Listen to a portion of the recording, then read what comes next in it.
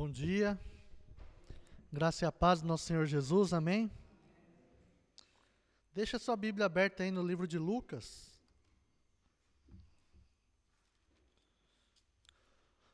Evangelho de Lucas, capítulo 15.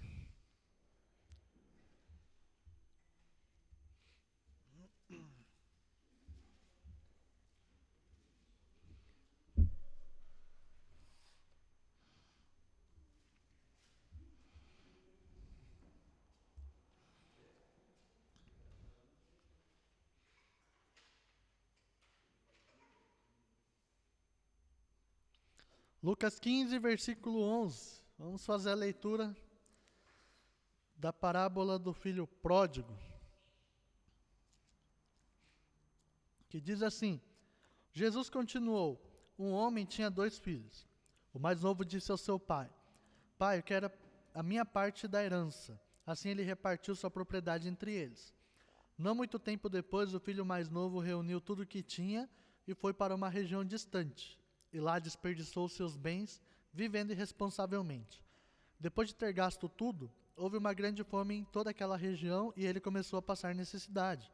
Por isso foi empregar-se com um dos cidadãos daquela região, que o mandou para o campo a fim de cuidar de porcos.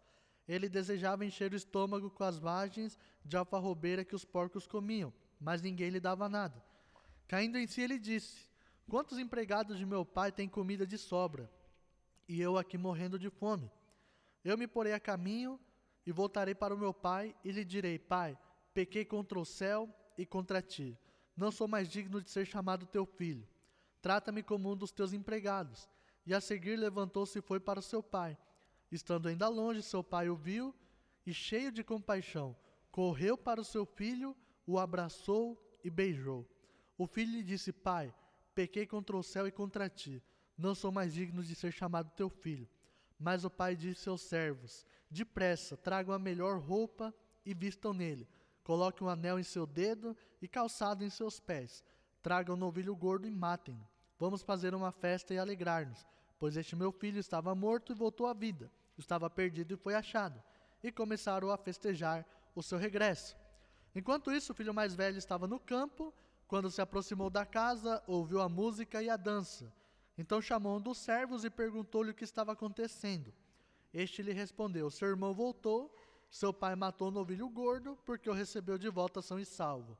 O filho mais velho encheu-se de ira e não quis entrar. Então seu pai saiu e insistiu com ele, mas ele respondeu ao seu pai: Olha, todos esses anos tenho trabalhado como escravo ao teu serviço, e nunca desobedeci às tuas ordens. Mas tu nunca me deste nem um cabrito para eu festejar com meus amigos. Mas quando volta para casa esse teu filho, que esbanjou teus bens com as prostitutas, matas o novilho gordo para ele. E disse o pai: Meu filho, você está sempre comigo, e tudo que tenho é seu. Mas nós tínhamos que celebrar a volta deste teu irmão e alegrar-nos, porque ele estava morto e voltou à vida. Estava perdido e foi achado. É interessante a gente olhar para essa parábola. Eu acredito que a parábola do filho pródigo é a mais conhecida entre os cristãos, é a mais ouvida, talvez, a mais lida.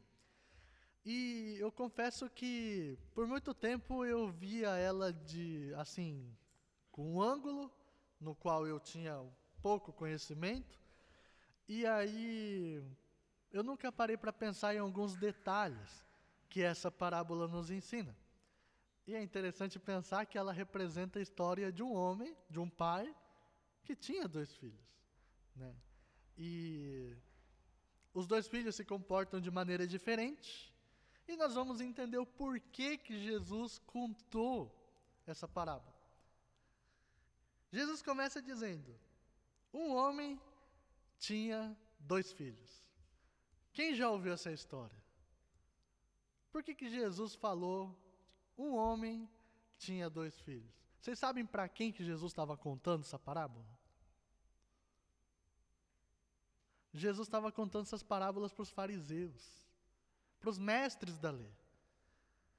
E é interessante pensar um homem que tinha 2 filhos. Por quê?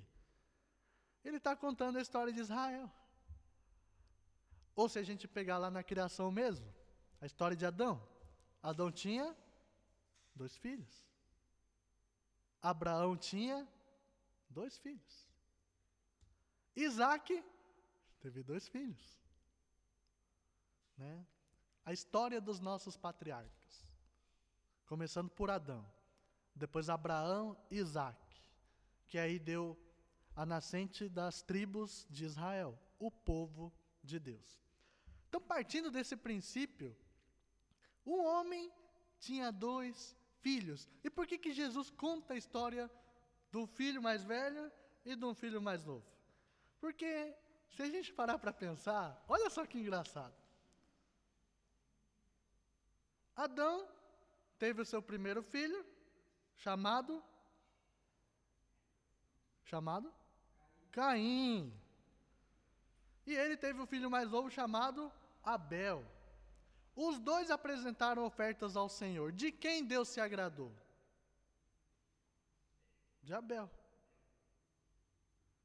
Aí a gente pega Abraão. Abraão teve o Ismael. Não era o filho da promessa, mas era filho de Abraão.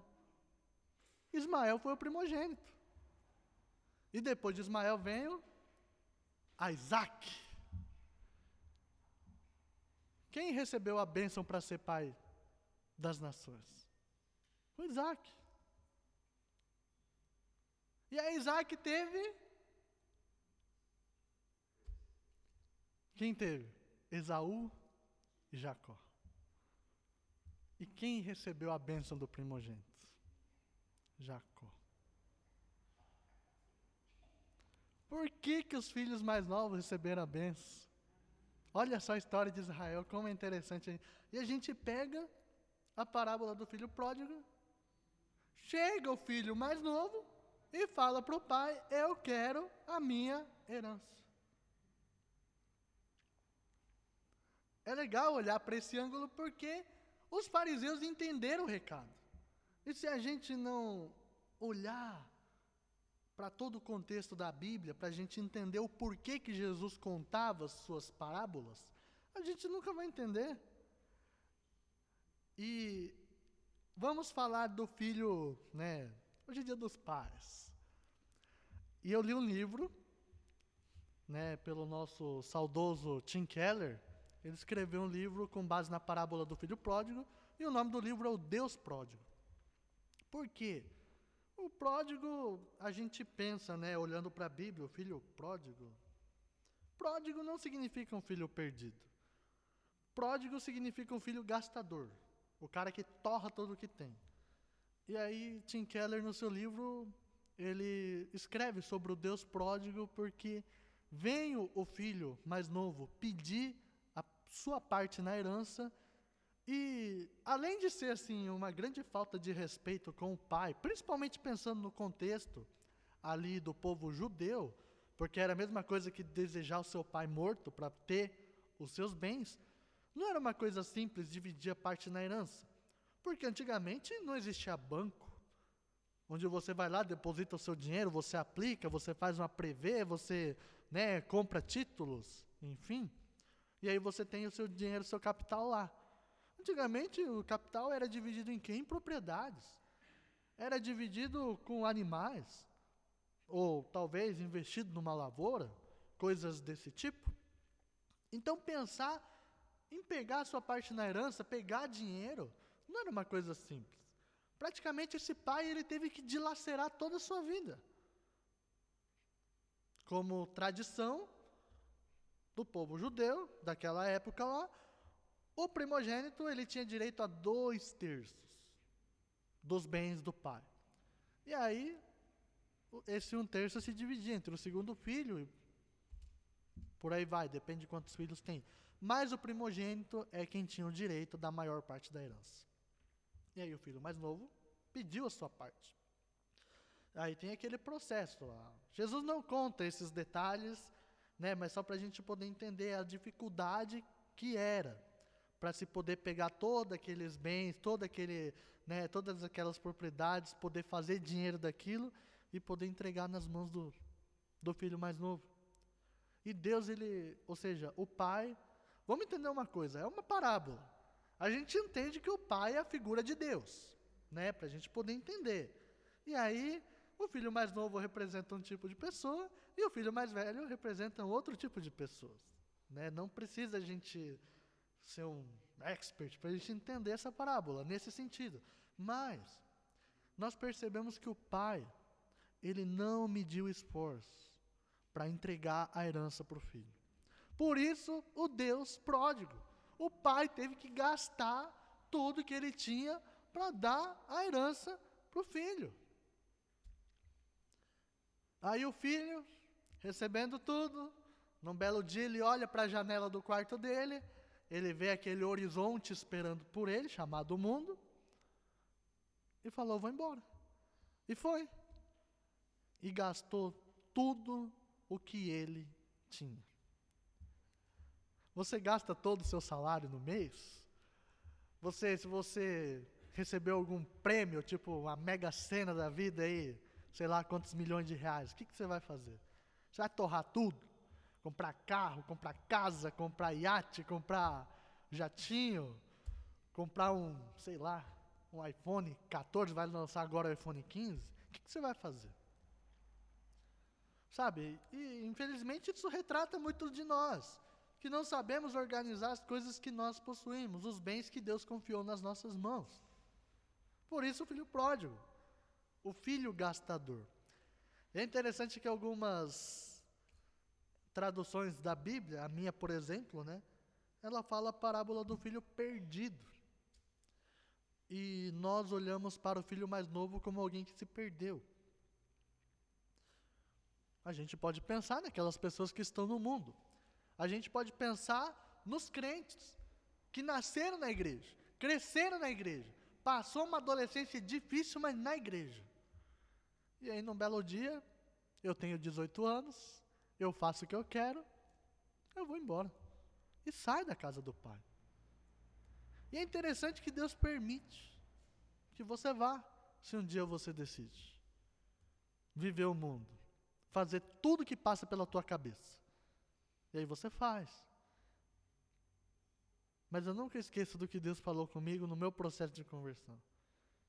Ele falou, você quer? Vai. Mas depois vem me contar se foi bom. Sabe? E aí a gente começa a olhar para a nossa vida, diante desse filho que foi embora. Então, desperdiçou tudo que ele tinha, passou necessidade, veio a crise, e o que aconteceu com ele? Foi viver cuidando de porcos. E pensar em cuidar de porcos era, assim, a pior profissão que existia na época. Para começo de conversa, os porcos eram considerados animais impuros. Os porcos não eram limpos como é hoje, que existe o confinamento, né, de você... Os porcos hoje em dia são mais limpos que nós, sabia? Cuidar lá, bonitinho, né, se alimentam de grãos, essas coisas todas. A gente tem a figura dos porcos de antigamente, é no chiqueiro. E o homem estava lá. E aí diz a parábola que ele caiu sobre si, ele se arrependeu do que ele fez, e ele pensou, os empregados do meu pai têm comida de sobra, eles estão bem, e eu estou aqui passando necessidade, querendo comer a comida dos porcos. O que ele fez? Ele falou, vou voltar para a casa do meu pai, eu vou pedir perdão para ele, eu vou reconhecer que eu fiz tudo errado, e vou pedir para eu ser empregado. Olha só. Ele não disse nem que ele iria pedir para voltar para casa, porque uma vez que você dá a herança, o que acontece automaticamente? Você deserda.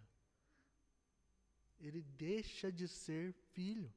E é por isso que ele falou, não posso ser chamado de teu filho. Não mereço ser chamado teu filho. Porque ele sabia o que ele fez. É a mesma coisa que riscar o sobrenome da identidade. Não sou mais teu filho. E aí eu acredito que foi muito difícil para ele, mas ele voltou. Ele voltou para a casa do pai. E Jesus conta na parábola que o pai viu ele de longe e saiu correndo. Me fala uma história na Bíblia que o homem, ele sai correndo atrás de alguém que está chegando? Não tem. Porque aqueles que eram considerados, vamos dizer assim, o dono da casa, o sacerdote do lar, né? Ele não saía correndo. Os anciãos não saíam correndo.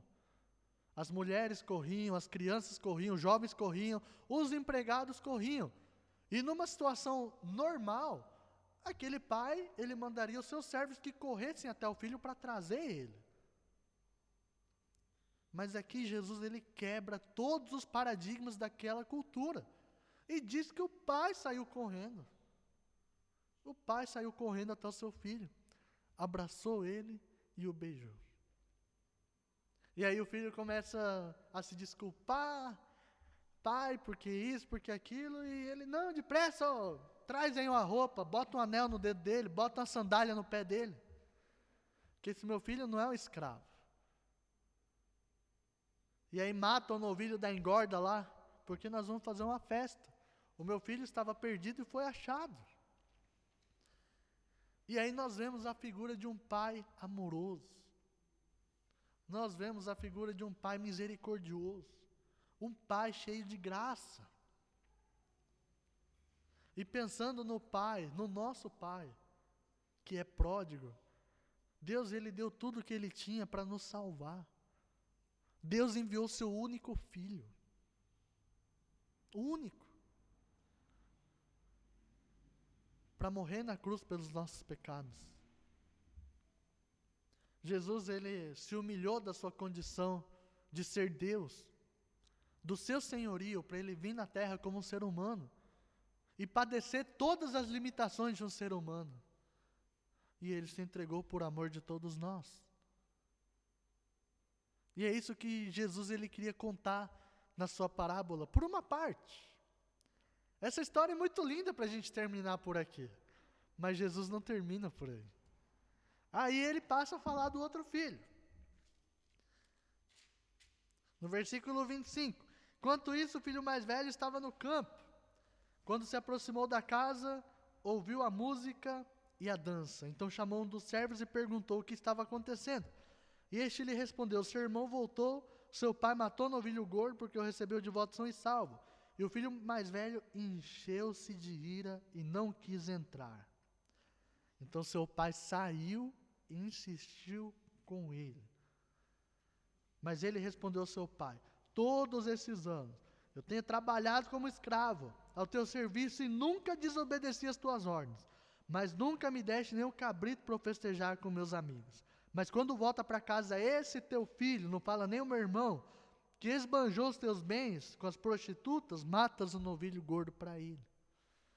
Ele se recusa a participar da festa.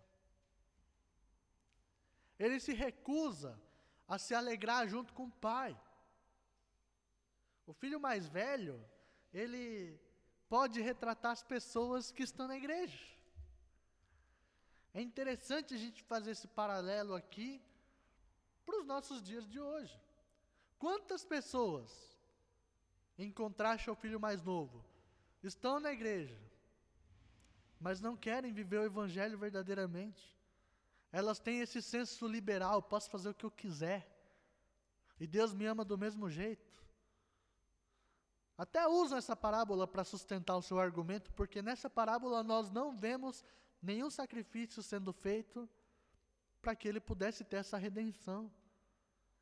Mas nós entendemos que a redenção de Deus nos leva à cruz de Cristo. Então é um argumento muito fraco. Agora dizer que eu posso fazer tudo que me vem pela cabeça, nós não podemos. E a contrapartida é que nós temos também uma outra classe de pessoas que estão na igreja e são como o filho mais velho. Olha a declaração dele.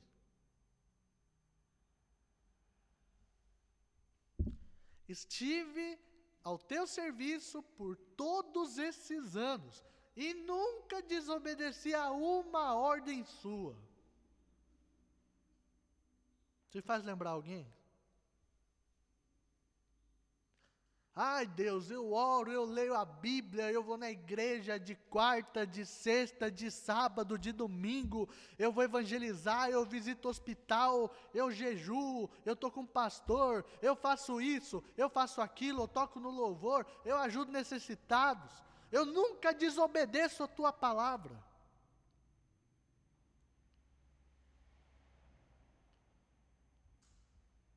E a gente acaba virando um ativista religioso. Deus não nos chamou para sermos ativistas. Deus não nos chamou para a gente ser o filho mais velho. E essa parábola tinha que ter o nome dos 2 filhos perdidos. E não só o filho perdido. O filho mais velho representava os fariseus. Que ao mesmo tempo talvez representa muitos de nós nos dias de hoje. Pessoas que se acham mais do que os outros, por estarem aqui, por conhecerem a verdade. A verdade não nos torna superiores, o conhecimento não nos torna maiores do que outros. O conhecimento nos liberta, a palavra de Deus nos transforma. E o que nós temos aqui é a história de 2 filhos que usaram o seu pai para o benefício próprio. O filho mais novo usou a herança do pai para satisfazer os prazeres do seu corpo, da sua carne. Então você está querendo dizer que as pessoas querem usar Deus para o seu próprio benefício. Querem usar Deus para atender às suas necessidades egoístas. Filho mais velho, estava trabalhando com o pai, ao seu serviço e obedecendo todas as ordens. Mas não era porque ele amava a pessoa do pai, mas era porque ele queria atender o seu benefício. Ele queria aquilo que o pai tinha para oferecer. E ele não queria o pai em si. E infelizmente, muitas vezes nós estamos na igreja, nos dedicamos ao serviço do reino, não porque queremos o reino, mas porque queremos as coisas que Deus tem para nos dar. Seja uma família, seja um casamento, seja uma pessoa ao nosso lado, bens, uma casa, um carro, conforto. Deus pode dar. Deus pode abençoar o seu trabalho e fazer com que você conquiste. Mas isso não deve ser o mais importante, a sua prioridade. Estamos sendo filhos mais velhos. Eu vou obedecer porque, Não, gente. Aqui Jesus mostra 2 pessoas assim, 2 extremos daquilo que a gente pode ser, e retratando que não é isso, não é disso que se trata o Evangelho. O Evangelho não quer pessoas rebeldes, liberais, que querem fazer tudo o que quer, e também não quer aquele religioso, aquele cara duro, que acha que é melhor do que todo mundo. E quantas vezes Jesus não falou sobre os fariseus e os publicanos? Sabe aquelas pessoas que, não, eu sou bom, eu vou tocar no louvor, eu vou pegar aqui, eu vou dirigir o culto, eu vou pregar, eu vou fazer não sei o quê, eu vou lá visitar um monte de gente, eu vou fazer a obra. Me dá aqui, pastor, deixa que eu vou resolver o problema. Eu sou o super-herói da fé. E não é assim que funciona. Não é isso que Jesus quer. Não é isso que o Pai quer dos seus filhos. Nós não somos chamados para viver um moralismo religioso. Devemos sim praticar aquilo que as Escrituras nos ordenam. Aquilo que Deus mandou a gente fazer, devemos obedecer. Mas nós não podemos nos tornar legalistas. O nosso amor a Deus deve sobressair todas as coisas. A nossa santidade, ela deve ser maior do que todas as coisas. A santidade não é religiosidade. Santidade não é você se abster das coisas desse mundo. Isso é ascetismo.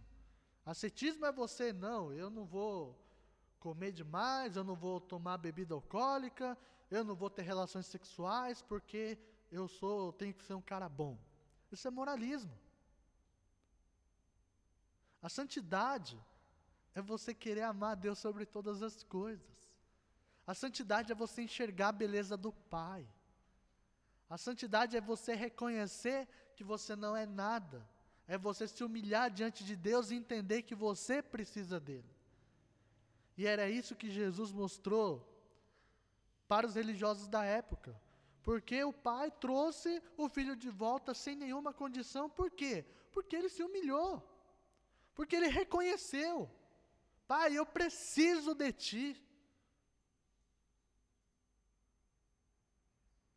Se ele fosse autossuficiente, ele ia pegar o dinheiro dele e ele ia construir um império. Ele mesmo ia fazer a renda dele, ia comprar propriedade, ia trabalhar, ele ia se virar. Mas ele não fez. E ele entendeu que ele precisava do Pai. E assim nós também. Quanto mais conhecemos a palavra, quanto mais nós andamos com Deus, quanto mais nós amadurecemos e crescemos em graça, nós devemos entender que dependemos dEle, que precisamos dEle. Não, agora eu sou o crente todo-poderoso, eu conheço a palavra, eu sei de tudo. Eu sei orar, eu sei jejuar, sei ler a Bíblia. Eu não preciso ir na igreja. Eu não preciso estar lá, porque eu já sei tudo que o pastor vai falar. Eu já sei tudo que o Assarri vai falar. Quando ele abre a Bíblia e fala o texto, eu já sei o que ele vai falar. Não preciso disso, sabe? O céu não tem lugar para os orgulhosos. O céu não tem lugar para a soberba. Mas o céu tem lugar para os humildes de coração. Pastor Daniel falou aqui, no culto de 60 anos, que o que nós precisamos para uma comunidade é humildade. E humildade não é você dizer que você é inferior a todos. Humildade é você saber se colocar no seu lugar. É você pensar que você não é mais do que alguém, mas também não é você falar que você é menos que alguém. É você saber o seu lugar. E nunca querer passar por cima dos outros. É aceitar as diferenças. E isso gera unidade. E no céu, nós vamos viver o quê? Uma unidade. Pessoas diferentes. De culturas diferentes. De lugares diferentes. Mas com um só Espírito. Essa é a verdadeira essência da igreja. Do Evangelho.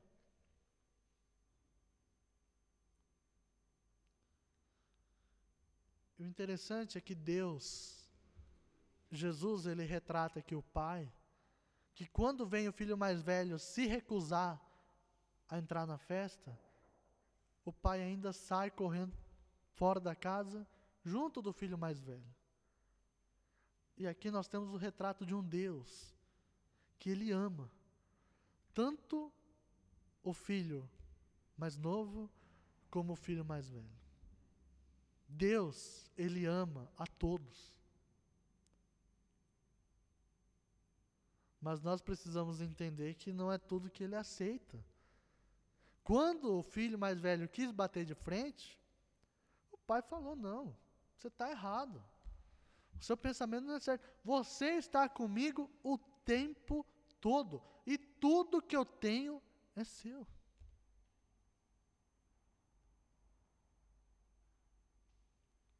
Isso é uma coisa que me deixa constrangido. Porque nós escolhemos quem nós vamos amar. A nossa tentação muitas vezes não é uma tentação sexual. A nossa tentação muitas vezes não é a gente fazer coisa errada, a gente mentir, a gente fofocar, a gente fazer coisas que deturpam o Evangelho. Muitas vezes a nossa tentação é querer julgar.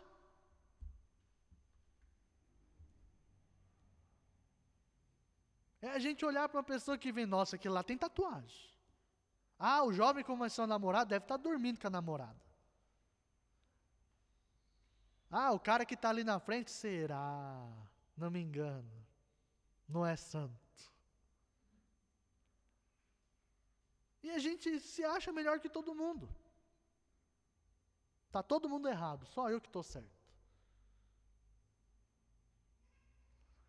E são essas coisas que nós precisamos tomar cuidado. Nós precisamos vigiar para que nós não... É interessante que nós temos as fases da nossa vida. Tem momentos que a gente quer ser o filho mais novo. Cansei. Eu vou descabelar aqui, vou fazer tudo que me dá na cabeça. Aí passa a vontade e a gente fica quieto. Aí a gente começa a ficar firme na igreja, pá, aí vira o irmão mais velho. E nós não podemos ter essas ondas na nossa vida. Mas o nosso objetivo, na nossa fé cristã, é a gente ser como esse terceiro, vamos dizer assim, esse terceiro aspecto do filho, que é querer estar na presença de Deus. A festa, ela é um retrato do céu. E perceba que os religiosos, eles se negam a ir para o céu. Porque eles não querem o Pai. Eles querem as coisas para eles. Eu tenho que ser o centro da atenção, porque eu oro mais alto. Porque eu falo melhor. Porque eu canto melhor. Porque eu toco bem. E eu sou o centro de tudo. Mas quando nós somos como o filho mais velho depois que voltou para casa, nós só queremos a presença de Deus na nossa vida. E Deus nos convida nessa manhã para a gente poder examinar o nosso coração. Hoje nós sentamos à mesa do Senhor, hoje nós tomamos a Santa Ceia. E talvez nós temos andado de maneira que não agrade o coração de Deus, independente do que seja. Saiba que Deus, Ele te ama.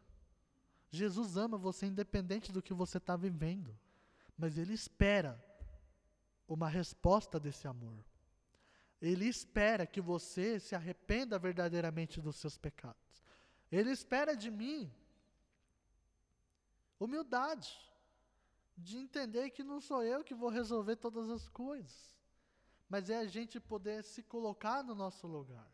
E a palavra fala que os humilhados serão exaltados, e aqueles que se exaltam serão humilhados. E somente os humildes de coração é que verão a Deus.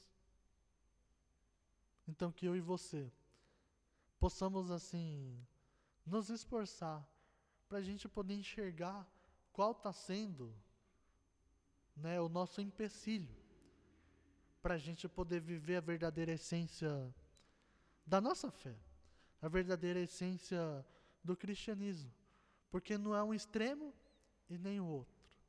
Deus, Ele não quer aqueles caras loucos que faz tudo que tem na cabeça, e também não quer essas pessoas que estão ali querendo se mostrar melhor que as outras porque são religiosos. Mas Ele quer aqueles que estão com o coração aberto a recebê-lo, a se submeter ao seu senhorio e reconhecer que nós precisamos dEle. Que todos nós possamos assim nos colocar no nosso lugar, que todos nós possamos realmente entender que nós não somos mais do que ninguém, porque as pessoas fazem as coisas erradas, ou porque as pessoas estão na igreja e são hipócritas, né? Esse é o maior discurso que eu ouço nos dias de hoje. Eu não vou na igreja porque lá está cheio de hipócritas, né? Então ninguém mais está certo. E aí nós precisamos assim resgatar a verdadeira essência do cristianismo. Que eu e você possamos nos esforçar mesmo, nos arrepender do nosso caminhar que não agrada a Deus, e assim a gente possa realmente assim caminhar da forma que agrada a Ele, com um coração sincero, um coração puro, e que não seja só nos dias de Santa Ceia, ou não seja só de domingo, mas seja todos os dias. A gente possa voltar para os braços do Pai e dizer: Pai, eu preciso de Ti. Amém? Vamos orar? Pai Celestial, nós te damos graça pela porção da Tua palavra. Nós te agradecemos porque o Senhor fala através dela. É o Senhor que nos renova, é o Senhor que nos edifica, e é o Senhor que transforma o nosso coração. Pedimos perdão, Pai, porque muitas vezes nós caminhamos por lugares muito fúnebres, caminhamos por uma estrada pedregosa, espinhosa, por lugares que o Senhor não gostaria que a gente estivesse. E pecamos, Senhor. Pecamos porque somos egoístas. Pecamos porque somos vaidosos. Queremos as coisas do nosso jeito. E esquecemos que devemos viver a Tua vontade. Nos ajuda, Pai, a ter um coração sincero diante do Senhor. Tua palavra diz que um coração quebrantado e humilde o Senhor jamais rejeitará. E assim o Senhor possa quebrantar o nosso coração e a gente possa se arrepender de todo o nosso viver. Independente se a nossa intenção é viver longe dos Teus caminhos ou se a nossa intenção é estar perto do Senhor só para o nosso próprio benefício.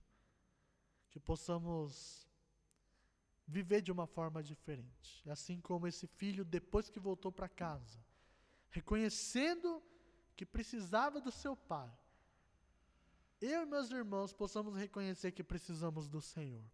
Possamos humildemente entender que nada somos sem Ti e que a Tua presença é suficiente para todos nós. Em nome de Jesus, renova o nosso coração.